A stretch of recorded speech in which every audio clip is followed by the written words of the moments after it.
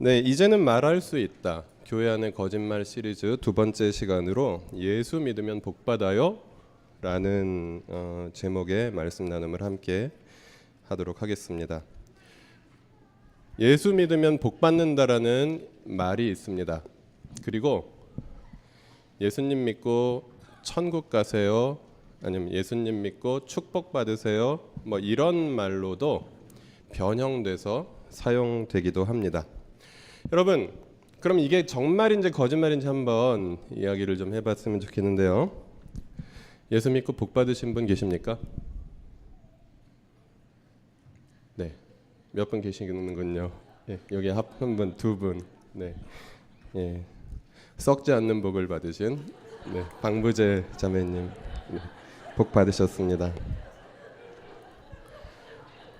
네, 물질 축복, 건강 축복, 자녀 축복, 어느 교회가 개발해서 한국 교회 전체에 퍼뜨린 그런 새로운 복음입니다. 그런데 정작 그것을 퍼뜨리신 분은 물질과 권력은 가졌으나 명예를 잃어버렸고, 그리고 자식들은 그 돈으로 부끄러운 삶을 살고 있는 것도 안타깝게 우리는 보게 됩니다. 더욱 당황스러운 것은 성도들이 아무리 열심히 기도해도 부자가 되는 사람은 따로 있고 또 부자가 되지 못하는 사람도 따로 있습니다. 아무리 열심히 기도해도 병 고침을 받는 분도 계시고 병 고침을 받지 못하는 분도 계십니다. 아무리 부모가 열심히 신앙생활해도 자녀들이 열심히 신앙생활하거나 자녀들이 잘 살게 되는 분들도 계시고, 또 아무리 열심히 올바른 신앙생활을 하는 부모 밑에서 커도 자녀들이 그냥 갈 길로 가는 경우도 있더라는 것입니다. 거기까지는 하나님의 뜻이 있겠거니, 아니면 지금은 이래도 언젠가는 하나님께서 뭐 갚아주시거나 회복시켜 주시거니 라고 생각할 수 있을 것 같습니다. 그런데 우리를 정말 당황스럽게 하는 현실이 하나 있습니다. 그것은 악인들이 더 잘 되는 것처럼 보이는 이 세상의 현실입니다. 그래서 오늘 시인은 이렇게 질문합니다.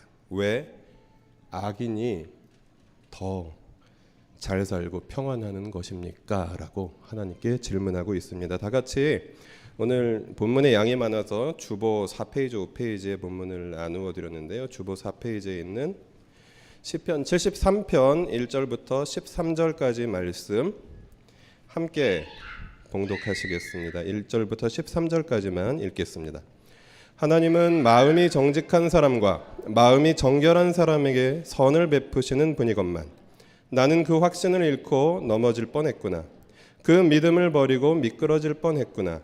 그것은 내가 거만한 자를 시샘하고 악인들이 누리는 평안을 부러워했기 때문이다. 그들은 죽을 때에도 고통이 없으며 몸은 멀쩡하고 윤기까지 흐른다. 사람들이 흔히들 당하는 그런 고통이 그들에게는 없으며 사람들이 의뢰당하는 재앙도 그들에게는 아예 가까이 가지 않는다. 오만은 그들의 목걸이요 폭력은 그들의 나들이 옷이다. 그들은 피둥피둥 살이 쪄서 거만하게 눈을 치켜뜨고 다니며 마음에는 헛된 상상이 가득하며 언제나 남을 비웃으며 악의에 찬 말을 쏘아붙이고 거만한 모습으로 포건하기를 즐긴다. 입으로는 하늘을 비방하고 혀로는 땅을 휩쓸고 다닌다. 하나님의 백성마저도 그들에게 홀려서 물을 들이키듯 그들이 하는 말을 그대로 받아들여 덩달아 말한다. 하나님인들 어떻게 알 수 있으랴? 가장 높으신 분이라고 무엇이든 다 알 수가 있으랴 하고 말한다. 그런데 놀랍게도 그들은 모두가 악인인데도 신세가 언제나 편하고 재산은 늘어만 가는구나. 이렇다면 내가 깨끗한 마음으로 살아온 것과 내 손으로 죄를 짓지 않고 깨끗하게 살아온 것이 허사라는 말인가?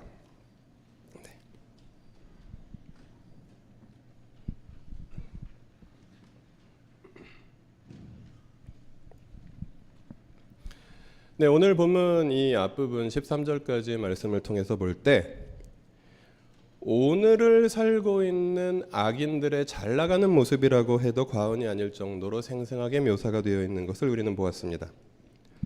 영화 좋아하시는 분들은 영화 내부자들이나 베테랑이나 암살 등이 고발했던 악인들의 모습이 아닌가 생각할 수 있을 것 같습니다. 친일을 해서 돈을 벌고 반칙해서 돈을 벌고 돈이 많으니까 권력이나 법조계나 언론과 상부상조하고 돈이 많으니까 건강관리도 잘해서 돈이 많아서 나이보다 젊게 보이고 돈이 많으니 자식들 스펙도 좋고 그리고 끼리끼리 밀어주고 끌어주고 서로 결혼시키고 그렇게 해서 이 나라를 지배하는 오늘날 내부자들의 모습은 아닌가 하는 생각이 드는 그런 시편 기자의 당황스러운 그런 고백입니다. 그런데 이 질문은 시편 73편 기자만의 질문만은 아닌 것 같습니다. 오늘 본문은 이스라엘의 전성기인 다윗 왕조 때의 시인인 아삽이라는 분의 그런 시라고 알려져 있습니다. 그의 질문이기도 했으며 그러나 이스라엘이 멸망한 이후의 예언자였던 하박국 선지자의 질문이기도 했습니다. 하박국도 또한 같은 질문을 하나님께 던지고 있습니다. 하나님, 왜 악인을 그대로 두십니까? 악인이 의인을 삼키는데 왜 하나님은 침묵만 하십니까? 라고 그렇게 하박국 1장에서 절규하고 있습니다. 악한 민족이 착한 백성을 삼키어도 왜 하나님께서는 조용히만 계십니까? 당신은 왜 침묵하십니까? 라고 말입니다. 그것은 어쩌면 모든 하나님을 믿는 백성들의 질문일 수도 있습니다. 왜 악인들이 잘 사는 것인가요? 왜 악인들이 복을 받은 것처럼 보이는 것일까요? 왜 하나님을 믿는 백성들에게 고난이 똑같이 찾아오고 악인들은 잘 먹고 잘 사는데도 하나님은 침묵하시는 것 같습니까? 그날 당신은 어디에 계셨습니까? 라고 말입니다.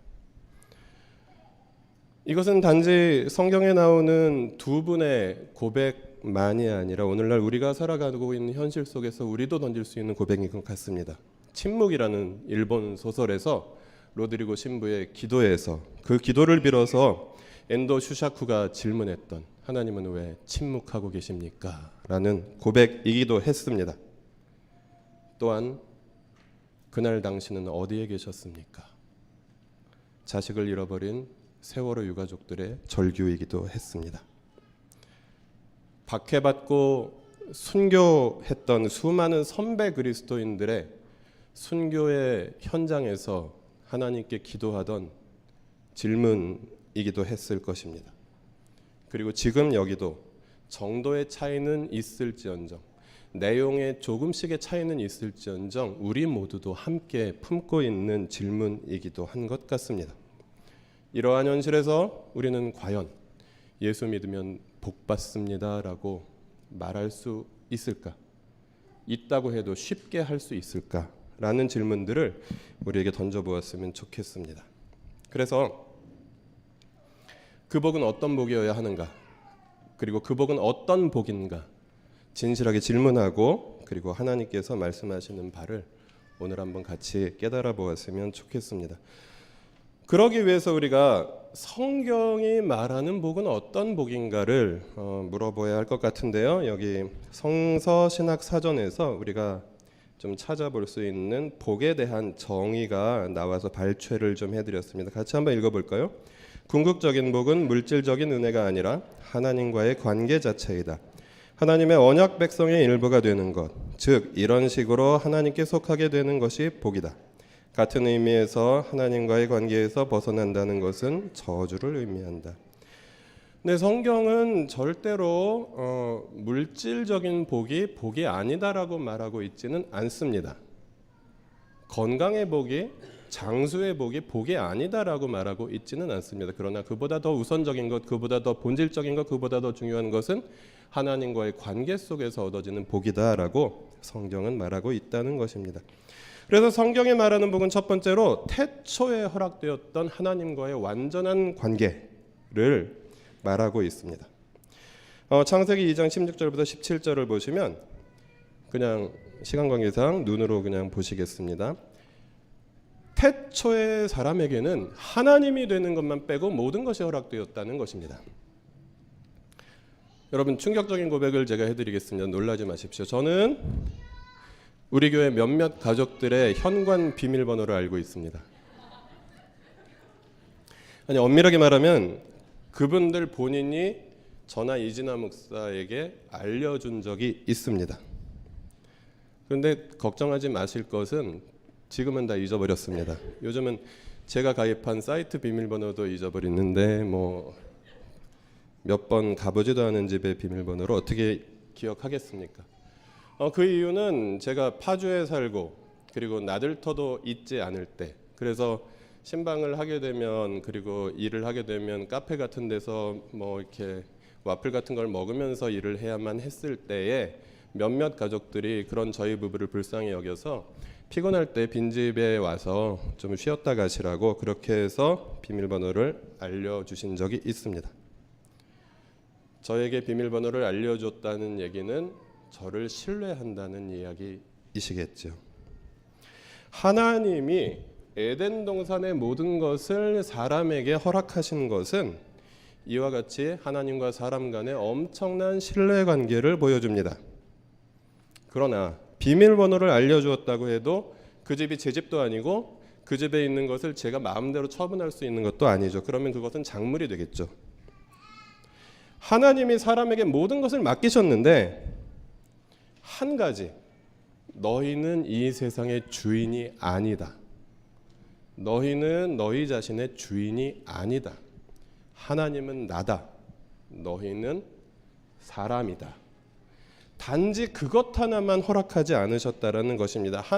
사람이 하나님 되는 것만 빼고는 모든 것을 허락하셨던, 그래서 그 엄청난 신뢰관계의 복을 누리던, 하나님과의 완전한 관계를 누리던 것이 태초에 사람이었다라는 것입니다.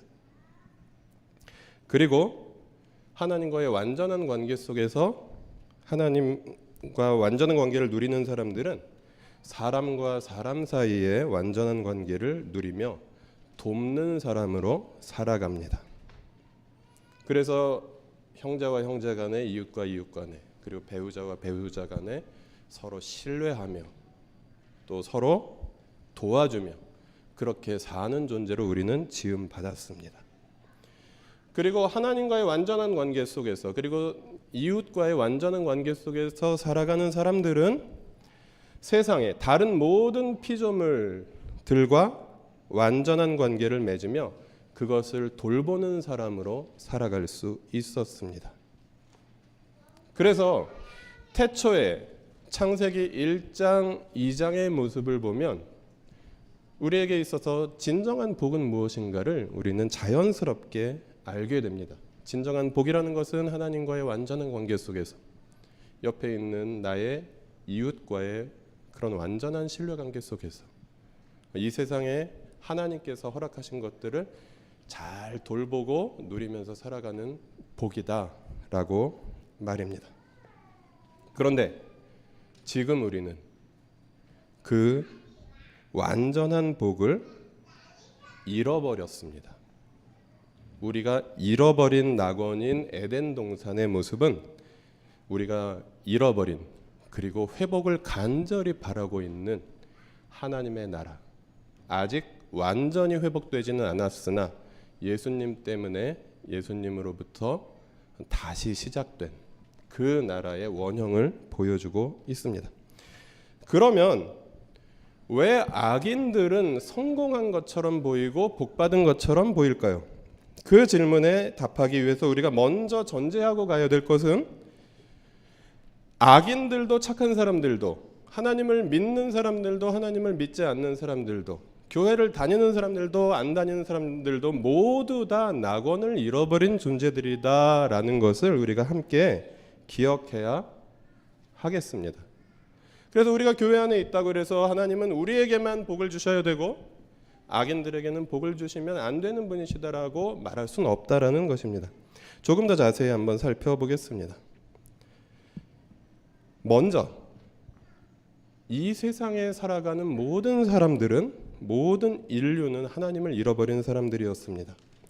인간은 하나님의 소중한 존재로서의 하나님과의 신뢰 관계를 누리는 것을 거부하고 자기가 주인이 되고자 했습니다.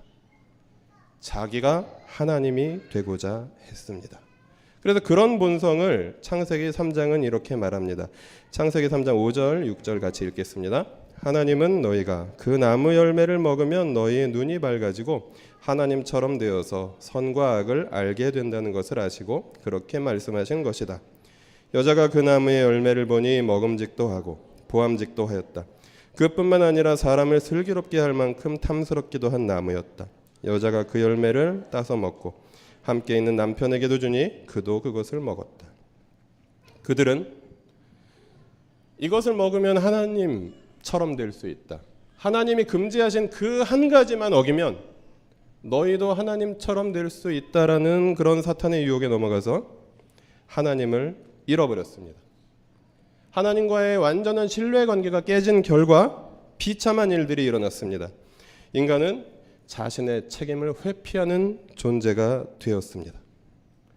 그리고 다른 사람들을, 형제와 이웃을 미워할 수 있는 존재, 그리고 속일 수 있는 존재, 그리고 경쟁해야 하는 존재, 그리고 죽일 수 있는 존재가 되었습니다. 하나님처럼 되고자 했던 사람들에게 하나님을 잃어버린 뒤에 생긴 일은 책임 회피와 형제를 죽이는 일이었다라는 것입니다. 그래서 그들은 낙원에서 누리던 완전한 삶을 잃어버렸고 이 세상에 고통과 슬픔이 가득한 이 세상으로 내동쟁이 처진 존재가 되었습니다. 하나님과의 완전한 관계, 사람과의 완전한 관계, 모든 피조 세계와 세상과의 완전한 관계가 깨어진 비참한 모습입니다. 그런데도 감사하게도 하나님께서는 사람을 버리지 않으셨습니다. 그래서 하나님께서는 하나님을 믿는 사람들만 사랑하시지 않으시고 그들이 하나님을 믿건 안 믿건, 그들이 착하건 나쁘건, 그들이 수고하고 노력하면 이 세상살이에 필요한 의식주를 누릴 수 있게 허락해 주셨습니다.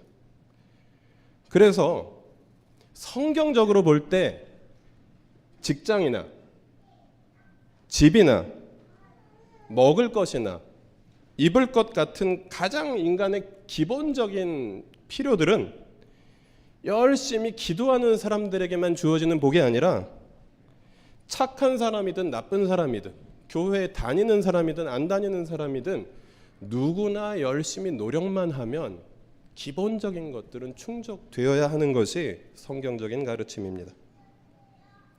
이것을 성경은 이렇게 말합니다. 마태복음 5장 45절 같이 읽어보실까요?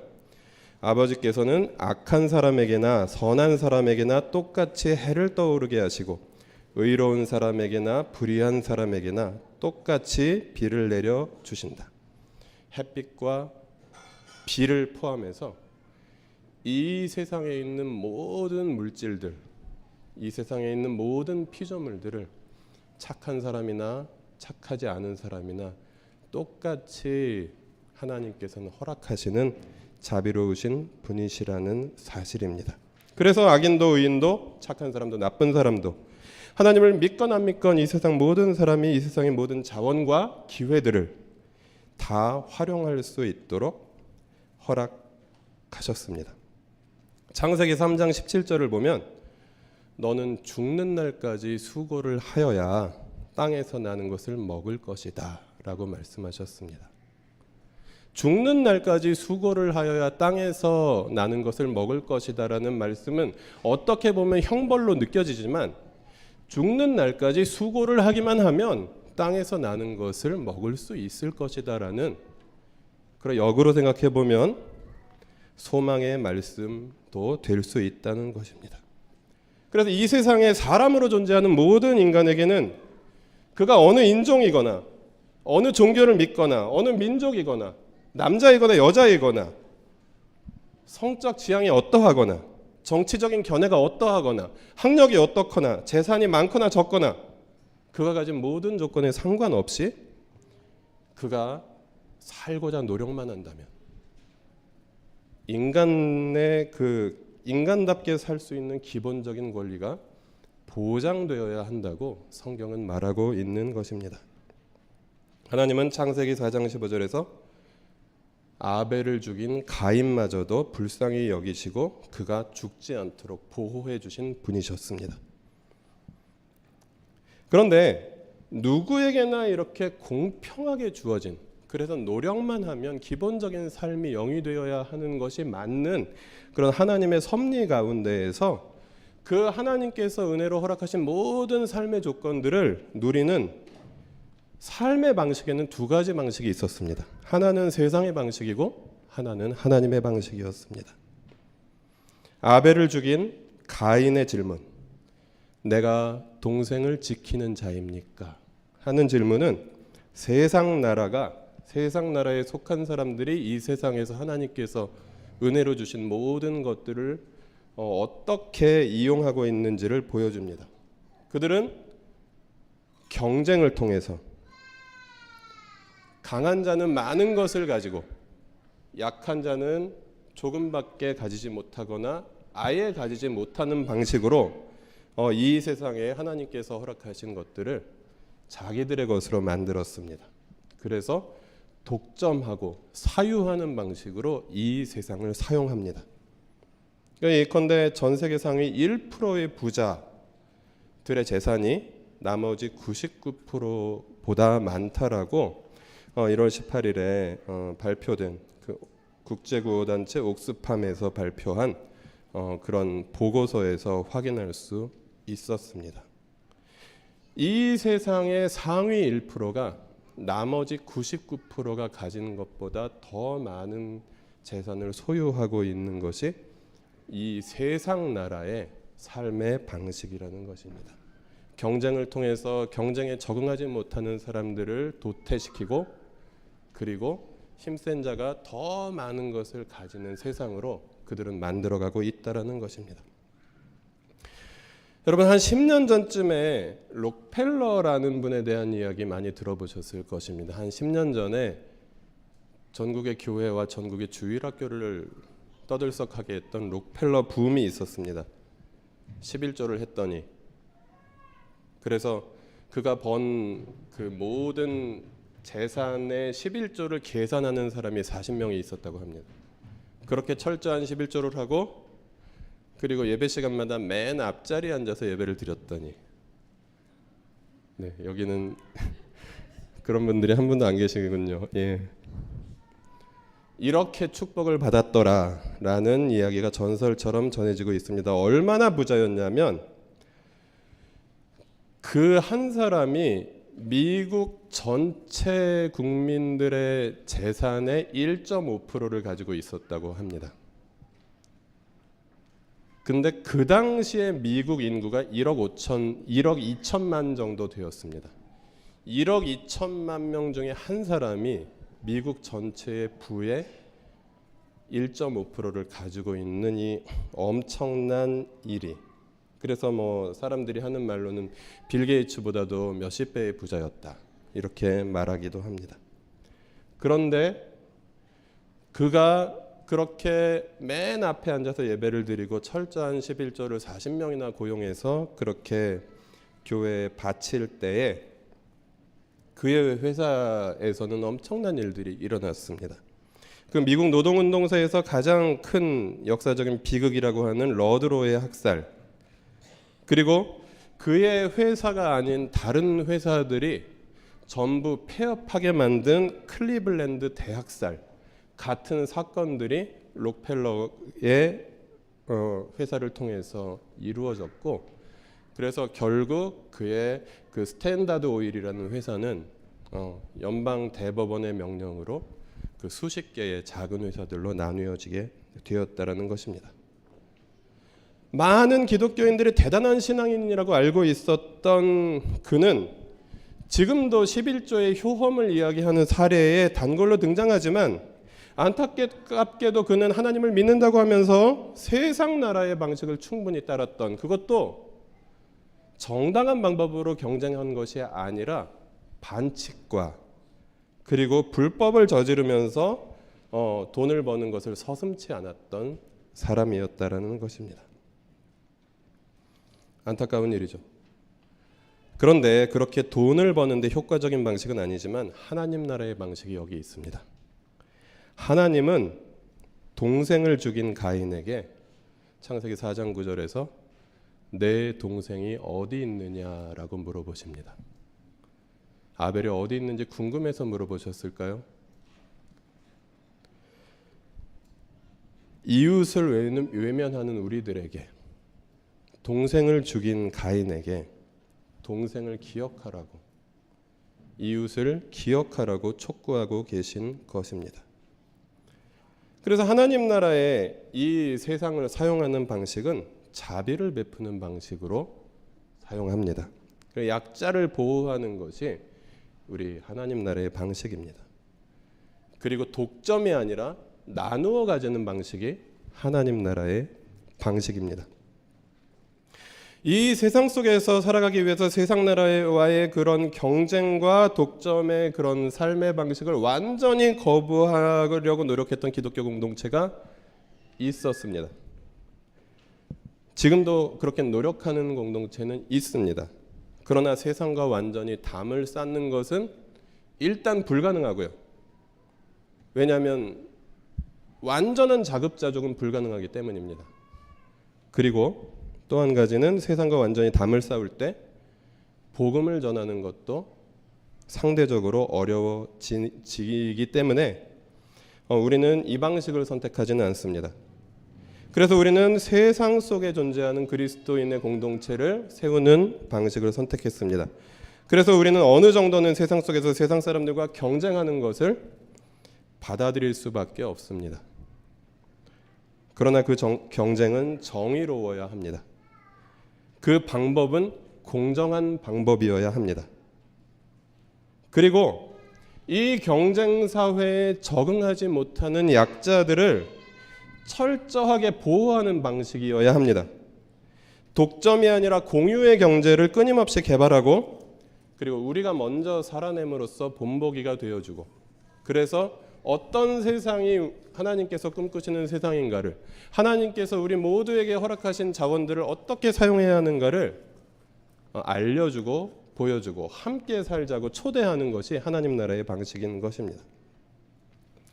이렇게 하나님의 원래 계획과 우리가 잃어버린 낙원, 그리고 세상의 깨어짐을 보여주는 것은 구약의 말씀에서만 발견되는 것이 아니라 신약으로 넘어와서도 예수님이 보여주신 삶과 가르침에서 여실히 나타나고 있습니다. 예를 들면 누가복음 10장과 마태복음 25장이 그것을 말해주고 있습니다.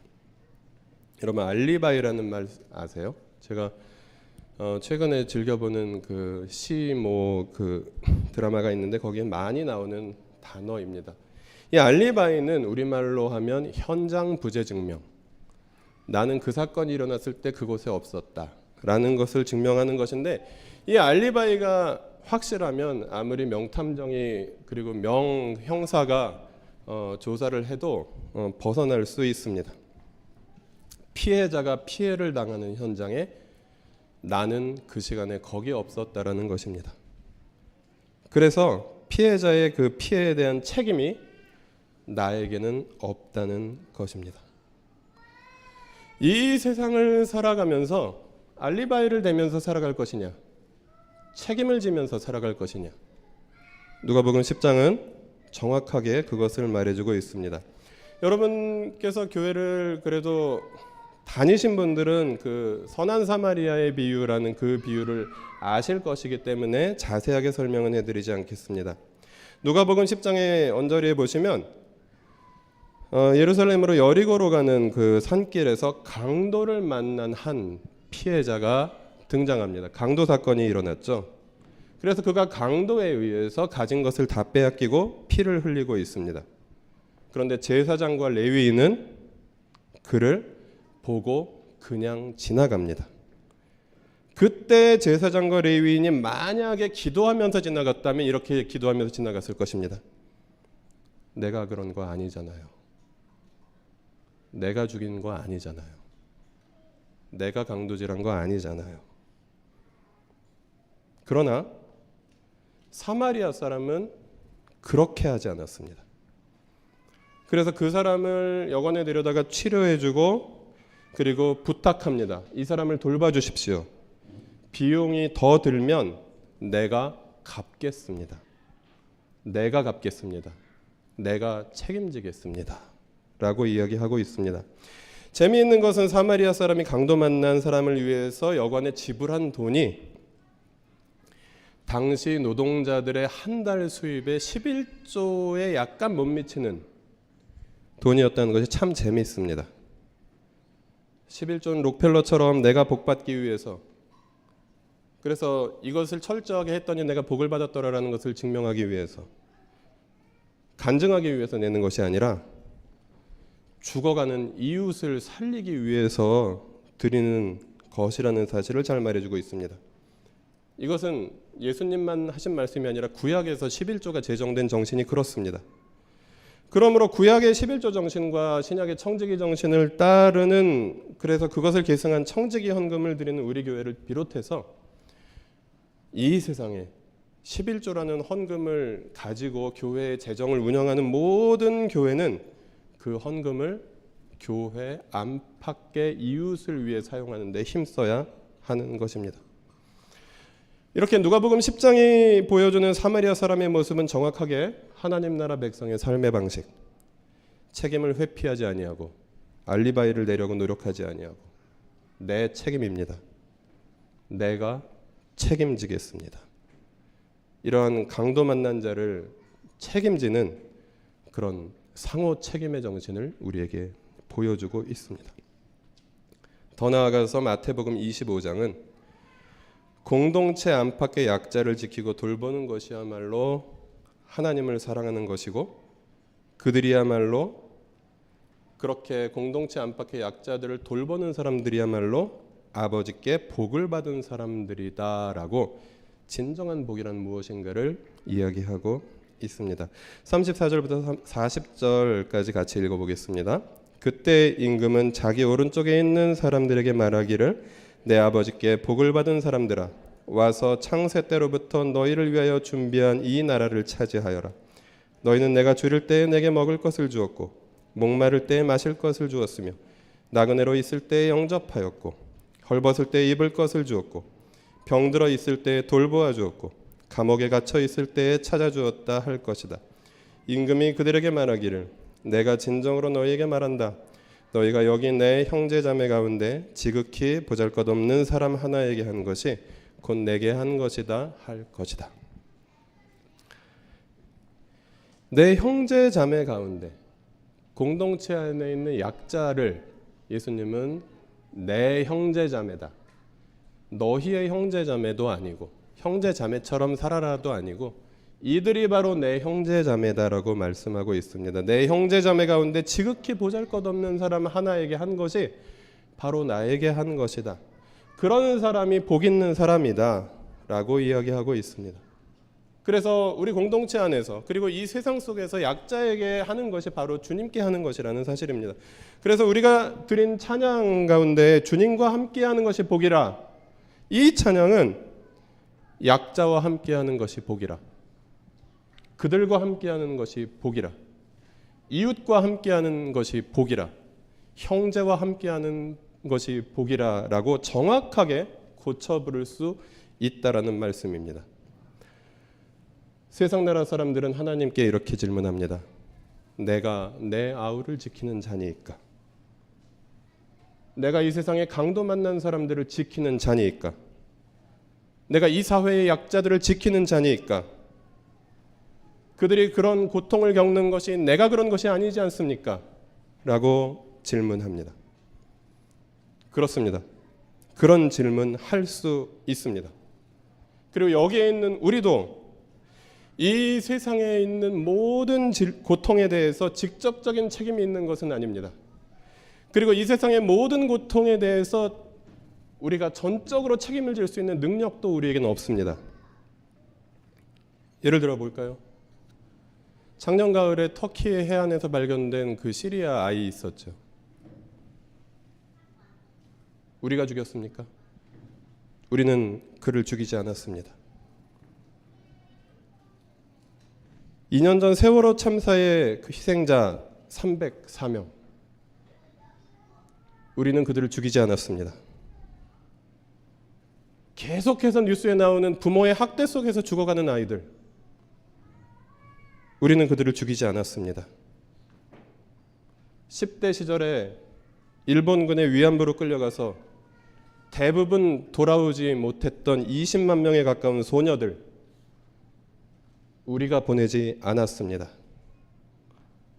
지금도 어딘가에서 삶의 무게에 짓눌려서 괴로워하고 있고 또 때로는 죽어가고 있고 우리가 알지 못하는 사이에, 그리고 스스로 목숨을 끊는 사람들, 우리가 죽이지 않았습니다.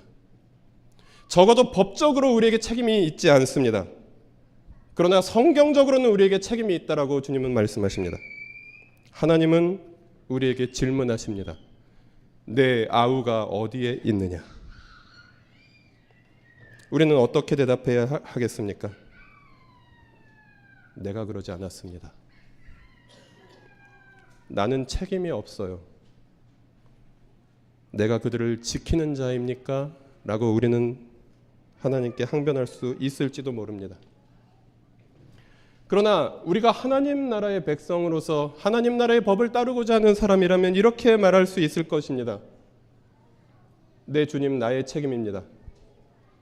나의 잘못입니다. 내가 책임지겠습니다.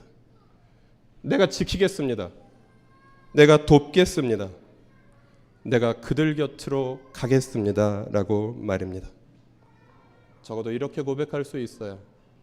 이 세상의 모든 고통을 다 책임지지는 못하더라도 내 곁에 있는 사람들, 그리고 하나님이 나에게 보여주시는 사람들, 그들 곁으로 한 걸음이라도 걸어갈 수 있는 사람이 하나님 나라의 백성이 아니겠습니까, 여러분? 이 세상의 모든 불행과 고통을 나 혼자 다 책임질 수 없습니다. 그러나 이웃의 고통에 대해서 알리바이를 내려 하지 아니하고 책임지고자 하는 공동체를, 그런 사람들의 공동체를 이루면서 함께 기도하면서 조금씩 이웃과 사회와 역사 속에서 우리의 책임을 조금씩 넓혀갈 때 우리를 통해서 하나님의 나라는 반드시 드러날 것이라고 주님은 말씀하십니다. 여러분, 이런 게 예수 믿는 복이 아니겠습니까? 낙원이 아닌 세상에서 우리는 어떻게 복을 누릴 수 있을까요? 세상이 아니라 하나님이 주시는 복을 누리라고 성경은 말합니다. 시편 73편 5페이지에 있는, 주보 5페이지에 있는 14절부터 28절까지 말씀 같이 읽겠습니다. 하나님, 주님께서는 온종일 나를 괴롭히셨으며 아침마다 나를 벌하셨습니다. 나도 그들처럼 살아야지 하고 말했다면 나는 주님의 자녀들을 배신하는 일을 하였을 것입니다. 내가 이 얽힌 문제를 풀어보려고 깊이 생각해 보았으나 그것은 내가 풀기에는 너무나 어려운 문제였습니다. 그러나 마침내 하나님의 성소에 들어가서야 약한 자들의 종말이 어떻게 되리라는 것을 깨닫게 되었습니다. 주님께서 그들을 미끄러운 곳에 세우시며 거기에서 넘어져서 멸망에 이르게 하십니다. 그들이 갑자기 놀라운 일을 당하고 공포에 떨면서 자취를 감추며 마침내 끝장을 맞이합니다. 아침이 되어서 일어나면 악몽이 다 사라져 없어지듯이 주님께서 깨어나실 때 그들은 한낱 꿈처럼 자취도 없이 사라집니다. 나의 가슴이 쓰리고 심장이 찔린 듯이 아파도 나는 우둔하여 아무것도 몰랐습니다. 나는 다만 주님 앞에 있는 한 마리 짐승이었습니다. 그러나 나는 늘 주님과 함께 있으므로 주님께서 내 오른손을 붙잡아 주십니다. 주님의 교훈으로 나를 인도해 주시고 마침내 나를 주님의 영광에 참여시켜 주실 줄 믿습니다. 내가 주님과 함께하니 하늘로 가더라도 내게 주님밖에 누가 더 있겠습니까? 땅에서라도 내가 무엇을 더 바라겠습니까? 내 몸과 마음이 다 시들어가도 하나님은 언제나 내 마음의 든든한 반석이시오 내가 받을 몫의 전부이십니다. 주님을 멀리하는 사람은 망할 것입니다. 주님 앞에서 정절을 벌이는 사람은 주님께서 멸하실 것입니다. 하나님께 가까이 있는 것이 나에게 복이니 내가 주 하나님을 나의 피난처로 삼고 주님께서 이루신 모든 일들을 전파하렵니다. 아멘. 16절 17절 말씀을 보면 시인은 하나님으로부터 답을 찾았습니다. 성소에서 하나님의 임재 가운데 하나님이 주시는 깨달음을 얻었습니다. 그 깨달음은 악인의 최후를 보여주고 있습니다. 18절 19절 보시면 주님께서 주님의 나라를 완전히 회복하시는 심판의 날에 지금 잘 나가고들 있는 것처럼 보이는 악인은 분명히 망할 것이다 라는 것을 주님께 예배를 드리면서 깨닫게 되었습니다. 그래서 그는 이렇게 고백합니다. 하나님께 가까이 가는 것이 내게 복이라. 이 세상에 있는 많은 것을 소유하고 그리고 편안하고 안락하고 건강하게 살아가는 것이 복이 아니라 하나님께 가까이 있는 것이 복이라 라고 시인은 고백하고 있습니다. 이 고백은 하박국 선지자의 고백에서도 똑같이 나타납니다. 그는 이렇게 하나님의 깨달음을 얻습니다. 20절 말씀 보시면 나주가 거룩한 성전에 있다. 온 땅은 내 앞에서 잠잠하여라. 아삽이 성전에서 깨달은 성소에서 깨달은 그 깨달음을 하박국도 똑같이 거룩한 성전에 계신 하나님으로부터 깨달음을 얻습니다. 그리고 지금 잘 나가는 것처럼 보이는 악인들은 심판의 날에 멸망할 것이다 라는 깨달음을 분명히 깨닫습니다. 그리고 하나님으로부터 이런 말씀을 듣습니다. 의인은 믿음으로 산다. 믿음이란 것은 같이 이 고딕체 말씀 읽어보실까요? 하나님이 하신 일과 하나님이 하고 계신 일과 하나님이 하실 일을 전인격적으로 긍정하는 것입니다. 하나님 나라의 궁극적인 승리를 바라보는 것이 믿음입니다.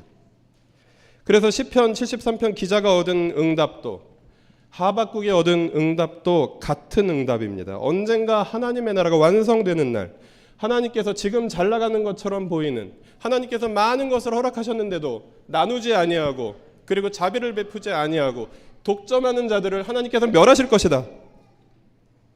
그리고 하나님의 백성은 하나님 앞에서 그 나라의 완성을 바라보며 오늘도 가진 것이 없어도 몸이 아파도 고통을 당해도 하나님을 바라보며 하나님과 함께 사는 삶이다라고, 그래서 우리는 오직 믿음으로 살아가는 존재들이다라고 성경은 그렇게 고백하고 있는 것입니다.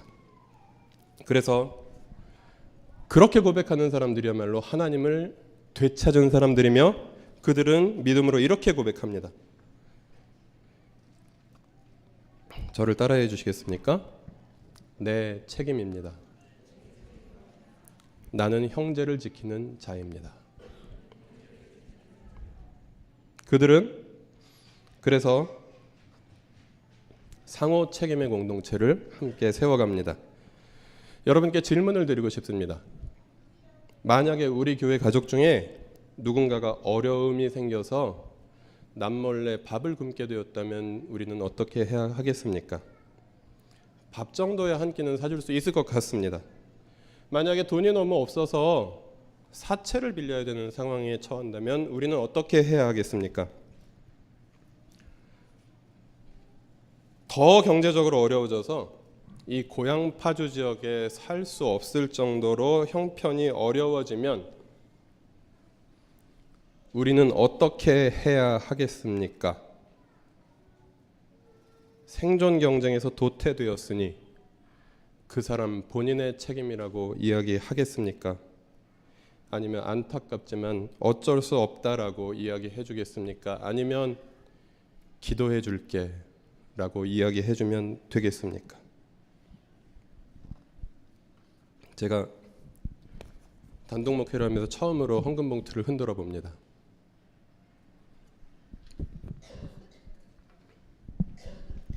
우리 교회에 바나바 기금이라는 헌금이 있습니다. 이 바나바 기금은 공동체 내에 위기에 처한 가족들을 위해서 긴급한 대출을 해주는 헌금이고, 그 기금의 한도 내에서 소액을 이자 없이 할부로 상환할 수 있도록 대출해주는 그런 기금입니다. 이 기금은 아직은 영원이지만 많이 채워질 것입니다. 오늘의 설교가 다음 주일까지 기억이 나시거든 1,000원 한 장 정도, 형편이 되시는 분은 10,000원 한 장 정도 헌금해 주시면 감사하겠습니다. 이것도 강제가 아닙니다.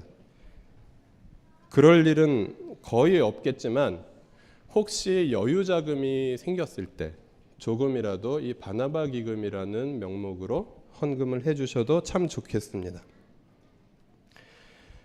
그리고 4월 말에 이제 우리 2분기 교인총회를 할 때 작년 11월에 우리가 나누었던 이 공동체의 2020년의 꿈에 대해서 우리가 어떻게 공동체 안팎을 구체적으로 사랑하는 교회가 될 것인가, 2020년까지는 일단 연구하자. 그리고 나들터 번지수가 마침 2020-1번지이니 그래서 2020 위원회라고 하자라고 이야기를 한 기억이 나실 텐데요.